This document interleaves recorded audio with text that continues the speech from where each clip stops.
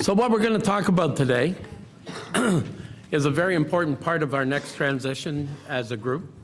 And that is, we talked on Friday and then we talked a bit yesterday about the reorganization of the union outside of the workplace. And what we got to talk about now is the organization of the union in the workplace and how we're putting pieces of the puzzle together that are going to allow us to work through the issue of a top-down labor management relationship to a union democracy.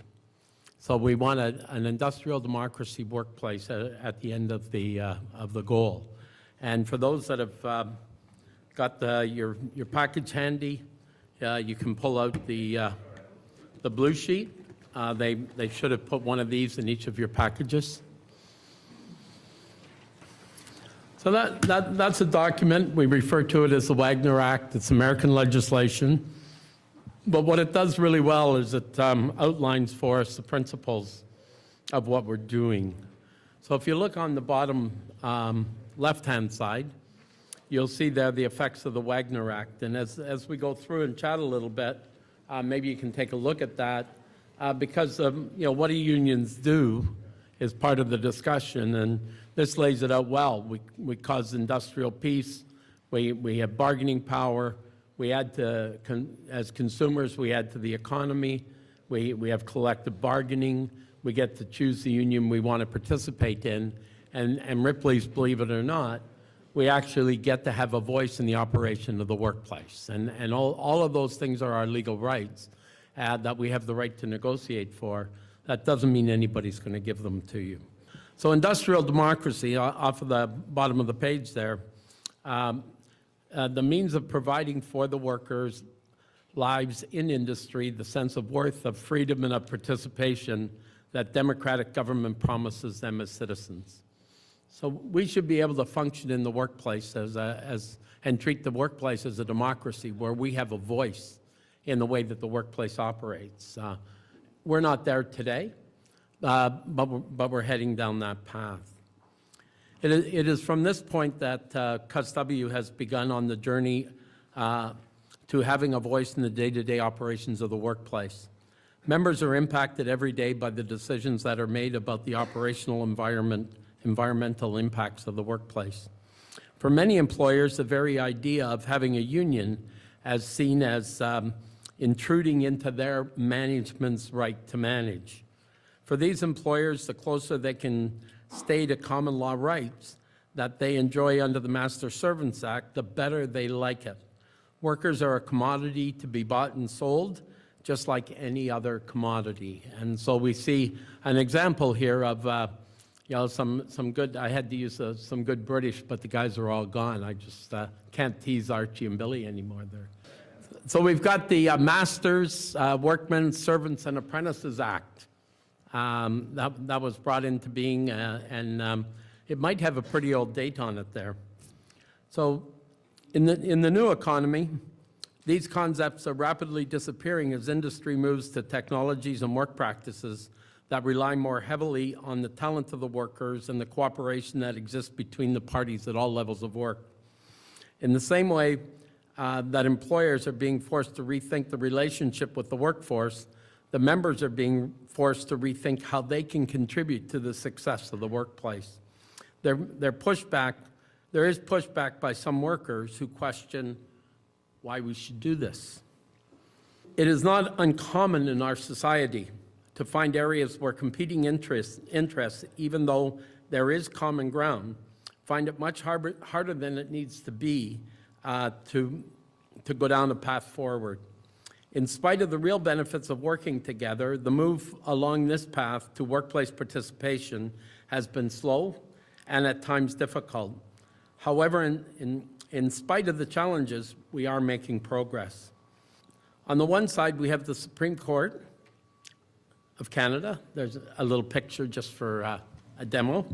And decisions stating that we have the legal right to negotiate for the democratic rights to participate in the operation of the workplace. That wasn't always there. We've been able to get that defined, and nobody can say you don't have the right to bargain about participation in the workplace because you do. That wasn't necessarily true not too long ago. This right is only available because we have created a union to exercise our rights through. Everybody says, why do we have a union? If you don't have a union, you don't have the right to exercise your rights through the workplace. That comes with the right to bargain collectively. On the employer side, they have social and economic drivers pushing them to pursue more employee cooperation and involvement. And this leads to the time is ripe and we are moving forward. Today we have asked some of the members to join us on a panel, and there they are. Look at them, aren't they cute?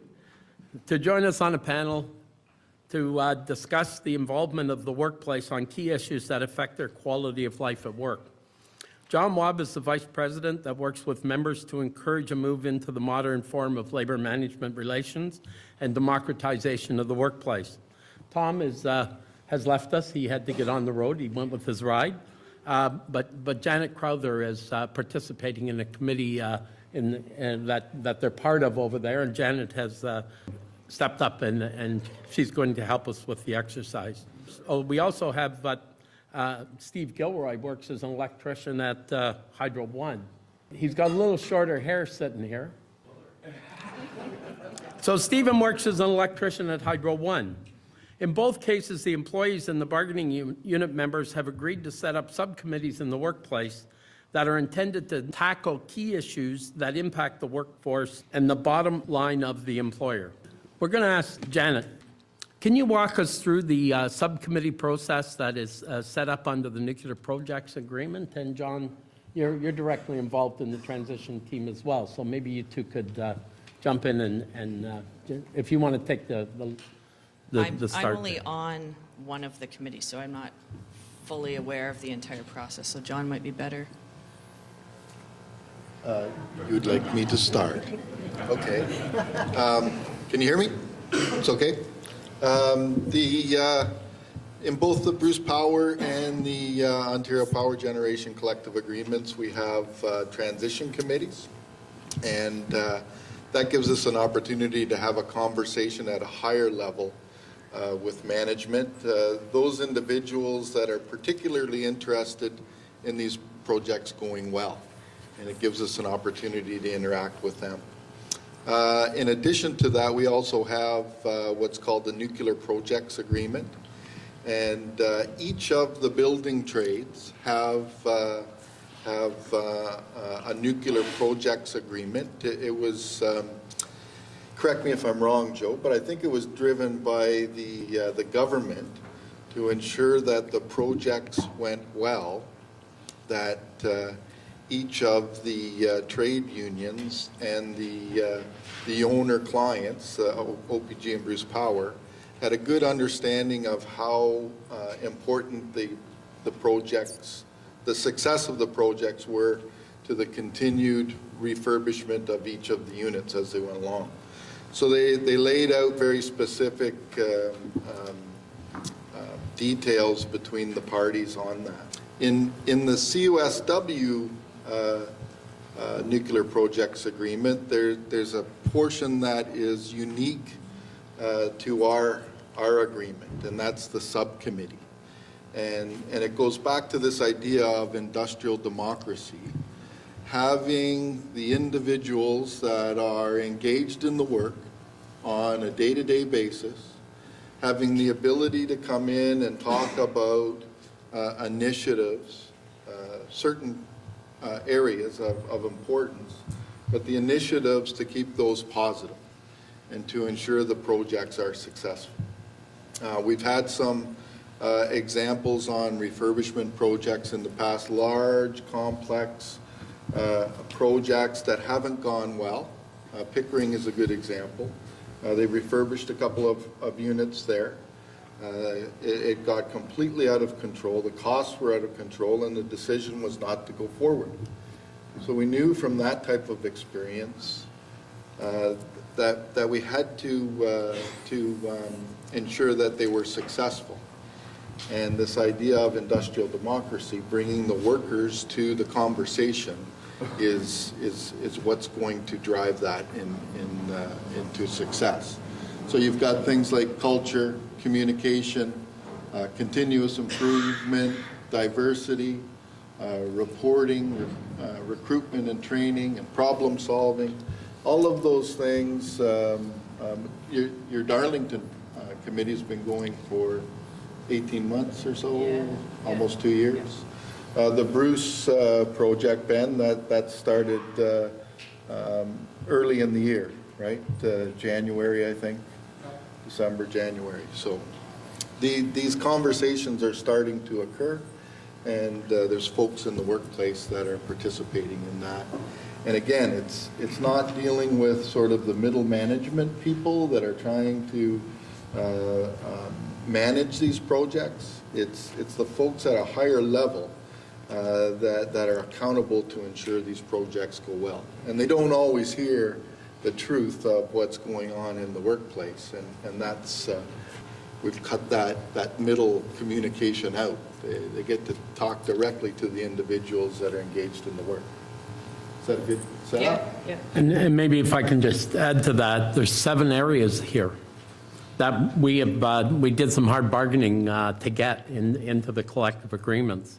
But we have the members, not union reps from outside of the workplace, but members in the workplace that are going to be involved in all of these committees.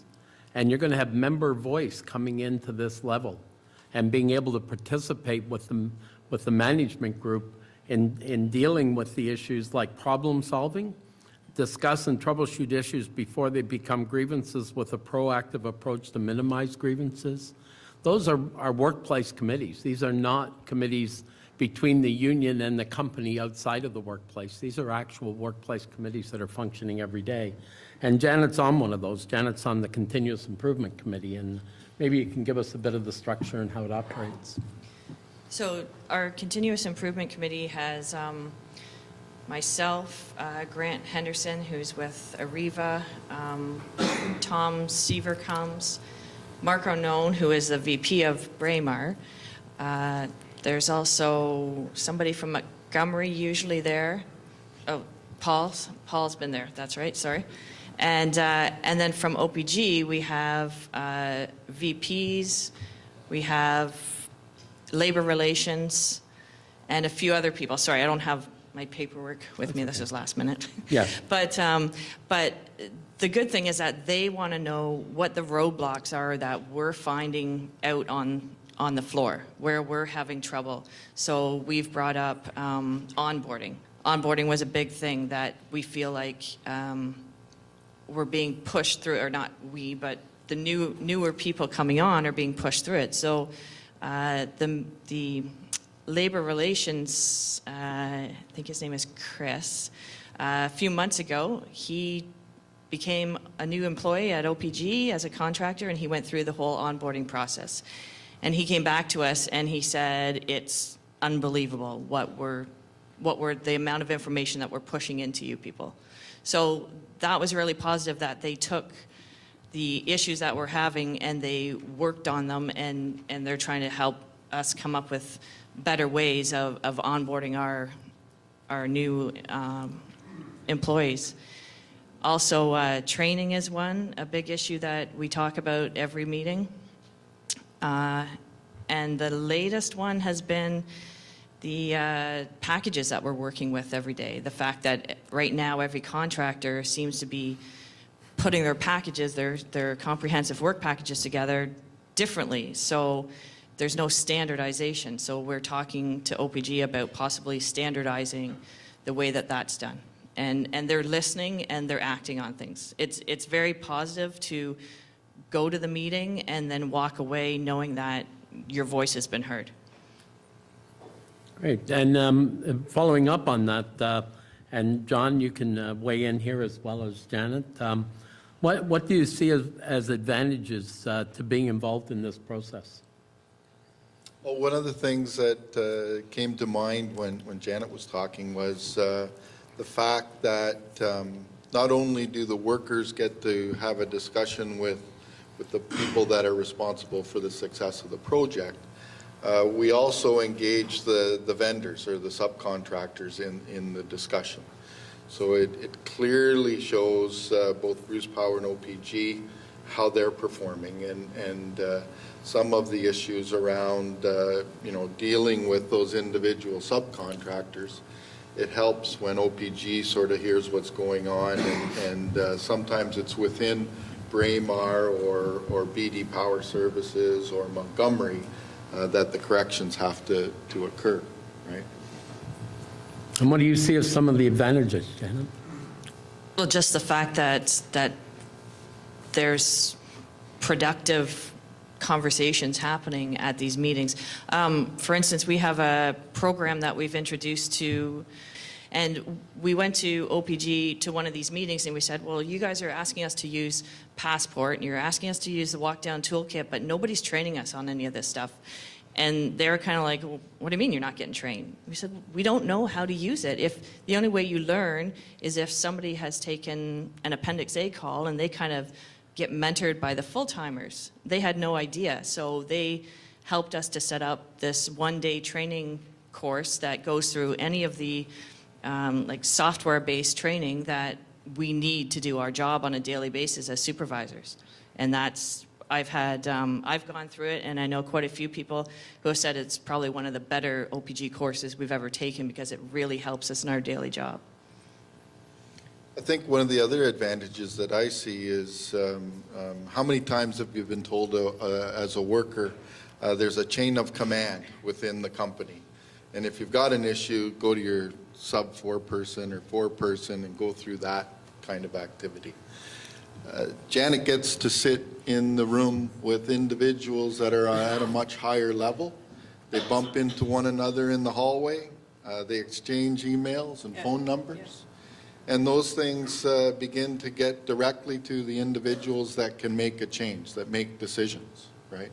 Ben, I think the same experience you're starting to see at the Bruce. You're not uncomfortable in knocking at the door of one of the high-level project managers or directors or vice presidents and having a conversation with those individuals about how can we make this better? How can we make this a success, right? The decision makers are there, and they're looking for good ideas. Okay, so I'm going to move on to Steve, but just before I do that, we have these 7 areas here, and when we put this nuclear projects agreement together, the work program is over 10 to 12 years. So we're not expecting each one of these subcommittees to come to life yesterday. They'll become part of the development of the relationship with the employer, and each one of these will have members from different contractors coming together to work together to bring real solid input that can actually contribute to the success of our workplaces, and it gives us a huge advantage to be able to go forward and show our the talent that our members have, because we got some really smart people, and under the old methods they just sit in the sideline and look at the wall and complain that nothing's working. So this is a process to move that forward. Steve, in the last few years, Hydro One has been going down a path of engaging the members in participating in the identification and resolution of workplace while building an inclusive culture. These are workplace level committees as well. What do you see as the advantages of the approach to improving the workplace? This one here, this came out of our round of bargaining that we just had in 2017 there. And we've got some culture that we put on it for our stewards and our health and safety reps to deal directly with the air construction managers. Talking to the people in the field that are doing the meetings, there's a proactive approach to workplace issues in our field and get some resolve. Prior to this, a little background history, I was a long-time steward, and the company, on a grievance type of situation where it could be resolved, they would say to us, just take us to the labor board. We know you're right, but you got to make us do it. So we had to spend money. So this was a tool used and has calmed down the grievance procedures where we could get them resolved. Plus, get the health and safety concerns out and the daily operation out in the field for the members. Seems to be working very well. The other committee that you've got is the Workplace Culture, Concerns, and Inclusion Committee.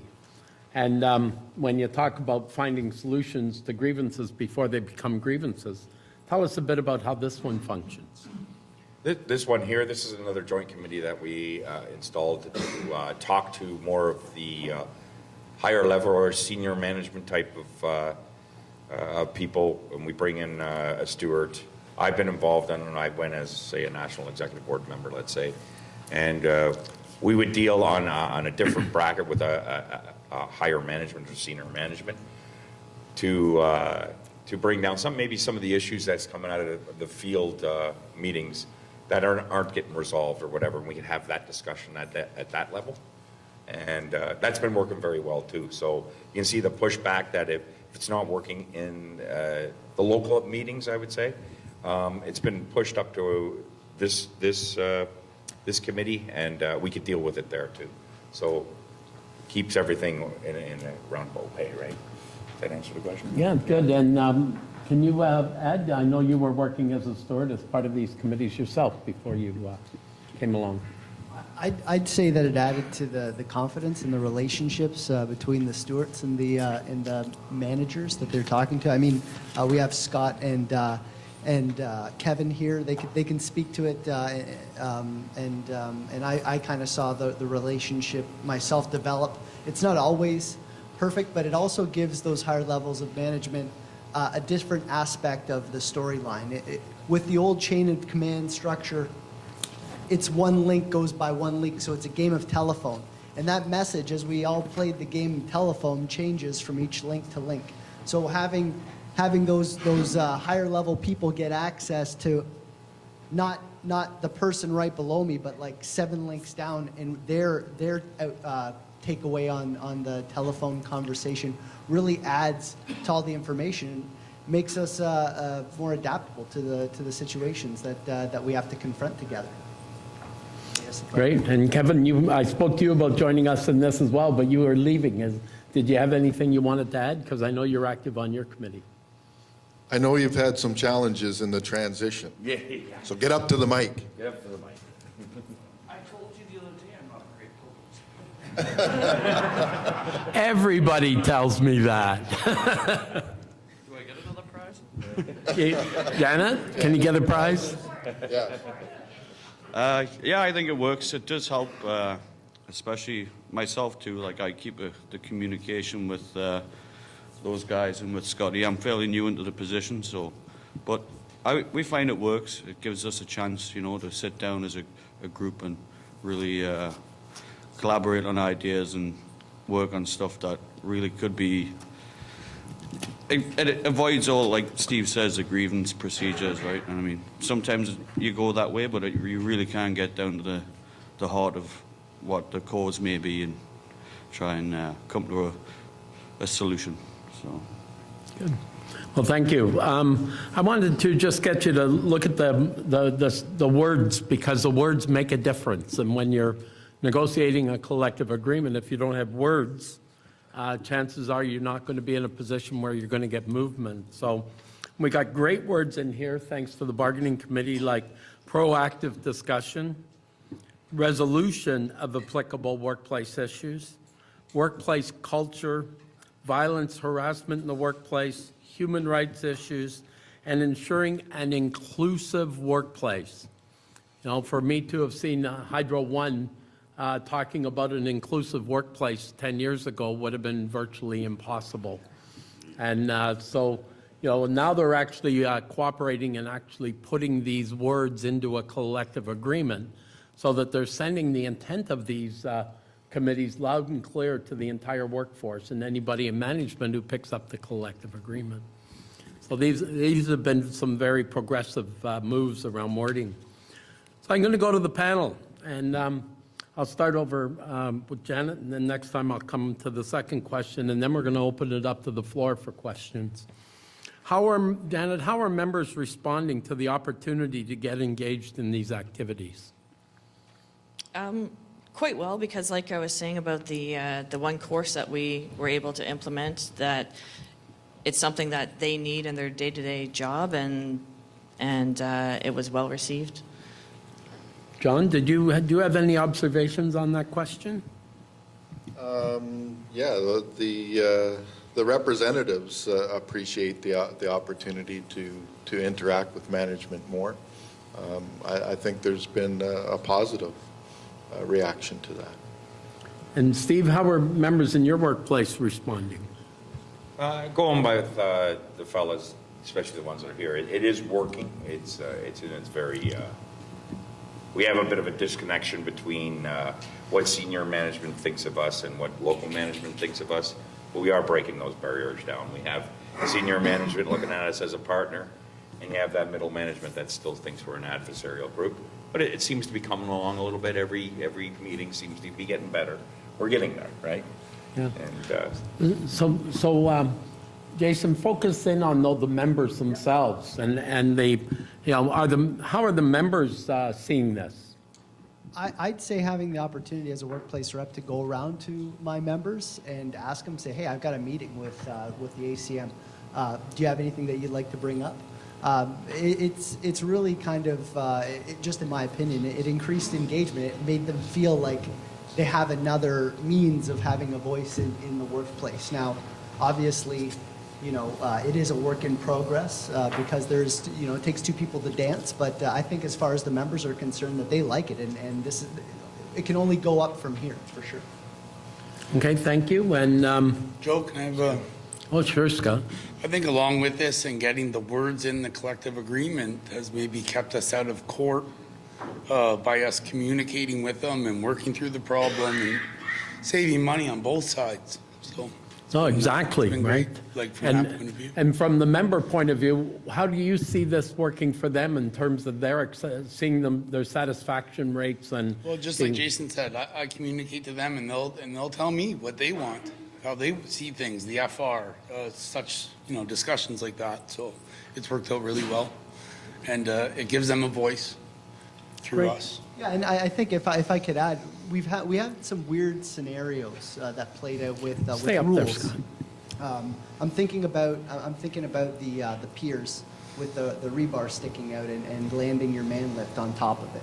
And we've had some situations where people could have been going to the labor board over some things that would be almost embarrassing to take there, right? So we've been able to have this confidence with management where they're slowly, it might be better now, coming to us with the issue before they want to, like Steve was saying earlier, just take us to the labor board, right? So there's a big improvement there. Yes, the company's changed too, going public, and maybe that's had an effect too, but if we can't get it solved, we send it to maybe Stephen or the next meeting, and we see a difference in management. It's been helping. No more blow-ups. Like, we're not going to deal with someone yelling at us. We're not going to have a meeting like that. And it hasn't happened, so. So that leads to the next question, and why don't you start? Has there been an improvement in the relationship with the employers? It's a start, yeah. I wouldn't know from 10, 15 years ago, but from what I've seen, things seem to be in the right direction, and the channels of communication are open. And what are you seeing, Kevin? It sounds like John's saying you had some trouble in the transition. Definitely, like Scott says, I wasn't there for what Steve was through, right? So I'm starting to see it get better. One of the things I enjoy actually is I have a lot more contact now with my own health and safety reps, right? So the one from the Southwest, the one from the Niagara Hamilton unit, and we can help spread that word too. They have a lot of valuable health and safety. We all eat, sleep, and breathe it, right? So it's good for that thing too, right? We get to promote that to our members. So pretty good. Yeah, great. And what about you two? Well, I know that to add to what Kevin was saying, he was having some problems, and I told him because Kevin took over for me in the Southwest, and basically what I told him is to be patient, right? And through his patience, I think in time it'll pay off because management will see time and time again, we're coming to the table as stakeholders. We're not troublemakers. We're here to participate in the success of the company, right? So with that patience, we're slowly, if it's an inch at a time, we're making progress forward. Stephen, go ahead. Nothing to add? How about we go back over to the nuclear side? Has there been an improvement in the relationship with the employers as a result of this? Yeah, definitely, because now we have a line of communication that didn't exist before. And like anytime outside the meeting, if I have issues, and I have done this before, I can send an email to the people on that committee and tell them what's going on, and they'll come and they'll respond and come up with an answer. We don't have to wait for the committee meeting, which is only every other month, to come up with the answers. And I think it's also opened their eyes to what exactly is going on their property. Oh, good. Yeah. And John, from your, so you're outside of the workplace, but I know you're spending a lot of time with these folks. What are you seeing about the relationship with the employers? I see that it is improving. It's at least an opportunity to share our thoughts with them. Is it always accepted? Not always. Sometimes you have to repeat yourself several times. But it gives you the opportunity to get together and have that challenging conversation. So it is improving, and it's worthwhile. So, the purpose of the discussion is that as we move forward, every single collective agreement that we have has to move to language that's going to allow us to work with each one of the employers. And every time we can come, and I'm very happy to hear the feedback, every time we can come and talk about that we've put language in a collective agreement that encourages more direct involvement by our members, and that has resulted in an improvement in resolving issues, less conflict, and a better relationship with the employer. That's great news for us to carry out to the other employers as we introduce industrial democracy in all of our collective agreements going forward. So these are things that we put in these collective agreements to cause this discussion to happen. And it was with the idea of moving forward with the industrial democracy piece that the law allows us to negotiate for. So I'd like to open it up to the group here. What is your feelings around the idea of worker participation in the workplace? And do you have any questions for any of the panel members? I think, Joe, it's a double-edged sword when you can communicate with management, because through my career, I've had instances where instructions come down and I'm thinking, like, what is that moron thinking about? And then when we talked, I found out what the moron was up against, and I realized he wasn't such a moron.